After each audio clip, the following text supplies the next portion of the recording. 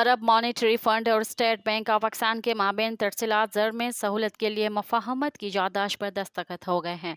State bank की जानिब से जारी बयान के मुताबिक director general chairman of the board of directors Arab monetary fund doctor Abdulrahman bin Abdullah Hamidi और governor state bank Jamil Ahmed ने AMF के ज़ेर एहतमाम अबू धाबी में एक तकरीब में मफाहमत की याददाश्त पर दस्तखत किए।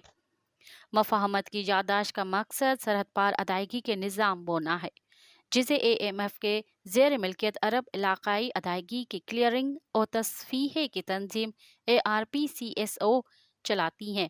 पाकिस्तान को फौरी अदायगी के निज़ाम रास्त के दरमियान ताउन का फ्रेम वर्क कायम करना है। मज़ीद ख़बरन ऐं तफ़सीलात लाइ विज़िट कयो असांजी वेबसाइट www.awamiNewsHD.com ऐं ॾिसंदा रहो अवामी न्यूज़ HD।